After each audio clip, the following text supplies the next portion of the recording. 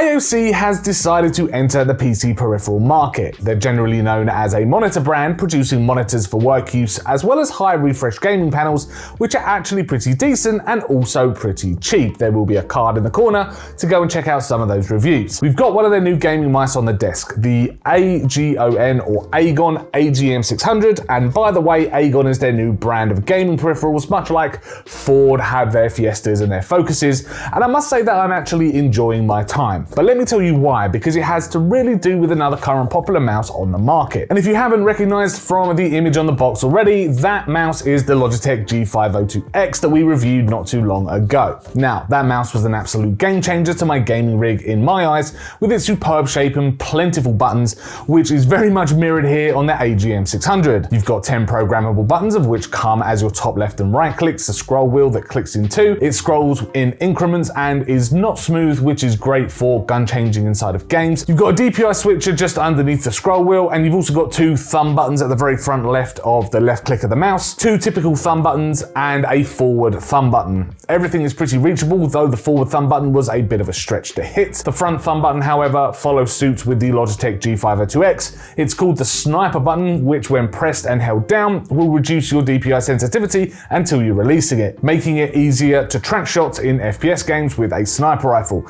Now, this also can be changed though if this isn't what you desire inside of the driver software. There is a nice extended thumb rest on the left hand side, which is a nice touch, and it's nice to rest your thumb there when you're not trying to hit any of the side buttons. The mouse itself is covered in a nice softer touch material. There is no rubber down the sides, and unfortunately it can be a bit of a fingerprint magnet on the left and right clicks. The sides of the AGM600 do have a rough texture pattern though, which does work for grip, and I had no issue with swishing the mouse around my mouse pad. At 146 grams, it's not the lightest mouse on the market, and remember the G502X came in at 102 grams, but you've got to remember this is a wired mouse, so a chunk of that weight is being taken up by the braided cable. It isn't a huge difference though while in use if comparing both mice only, and the comfiness of this mouse in my hand while using my go-to palm grip is very, very nice. There is a nice dome towards the rear which aids with a palm grip, so I can rest my entire hand over the mouse, though the shape does lend itself to a claw grip too if that is your go-to way of holding a mouse. There is a thin RGB strip that runs around the base of the mouse, which isn't really the brightest, and then the logo on the back does light up too. There is a small pin light just under the DPI switch that will give you an idea on which sensitivity you're using on the mouse, though once your hand is covering it, you're not going to see it anyway. The AGON AGM600 uses Kale switches for its clicks and is polled for 80 million total clicks, which is huge, and to tell you the truth, they're not too bad at all. I'm especially keen on the satisfying clicks of the buttons, though the actuation has a bit of travel before it hits, though there's no real post-click travel as long as you don't press down too hard. It's not the lightest of clicks I've felt on a mouse yet, especially around the sides. These need a bit of force to hit, though while playing FPS games, unless you're part of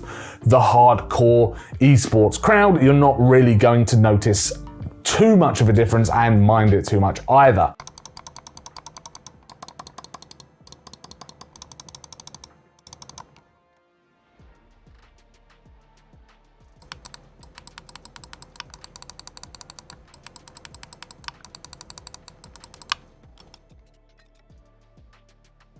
There is a nice spring return on the clicks too that was very satisfying, and the side clicks almost followed your thumb movement, so that is really good there. The driver needed on your PC for the mouse is called the G menu, and again, the comparison to Logitech software is just uncanny here, called the G Hub by the way. Now the G menu software is laid out pretty well, and I had no issues finding the settings I needed to change to suit me. Now the first screen will allow users to change the functionality of their mouse clicks. Screen 2 is for adjusting your DPI sensitivity levels, which run up to 16,000 DPI, of which there are 5 different modes. You cannot seem to change the colors here, and you cannot remove any of the sensitivity levels, so you're just stuck with 5 different levels. There is a setting for your polling rate, which can hit up to 1000 Hertz, and things like scroll speed and double click speed are here as well. Screen 3 is for your RGB effects, of which there are really only very few, and these consist of things like static lighting, a breathing effect, a flash and the like. These can be set to random colors or a single static color, and screen for is for your light effects sync settings if you're using other AOC products. On the underside of the mouse, you can find 4 glide pads that aid with movement on a mouse pad. There are plastic covers on there, so make sure you peel those first, otherwise it's not going to feel as smooth as you'd like. The mouse uses a Pixar PWM 3389 sensor, which is great for FPS games as there are no noticeable acceleration or prediction algorithms in play. It's purely for enhanced FPS gameplay where accuracy is important. It does, however, according to the spec sheet on the AOC website, have 50 G of acceleration and 400 IPS. There is also a profile button down there too to switch between different profiles if you've set that up in the G menu software first. Now, one thing that is a definite advantage with this mouse is the fact that it takes advantage of NVIDIA Reflex, which is designed to reduce the latency between mouse and PC, making actions feel more instantaneous with your mouse clicks. Playing games with the AGON AGM600 felt very satisfying as stated before. The mouse is very comfortable to push around the mat and it is very responsive to what I am doing on the screen. And for a mixture of games too, like 2 Point Hospital, where it is a lot slower at a higher DPI, I didn't need any effort really to play the game. And likewise with something like Hunt Showdown, it was really nice having different sensitivity levels and even the sniper button as well, which I have really grown to rely on.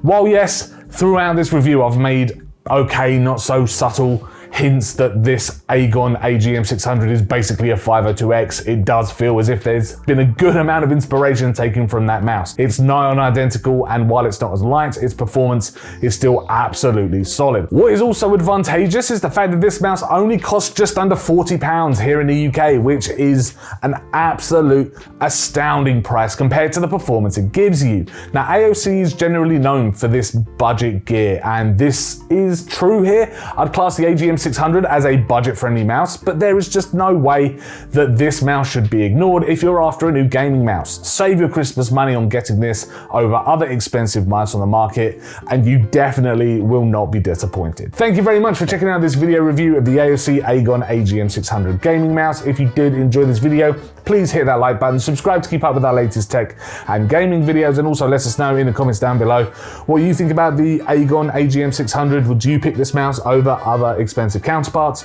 or would you go for a trusty Logitech G502X, for example? Let us know in the comments down below. As I say, thank you very much for watching, and we'll see you in the next video.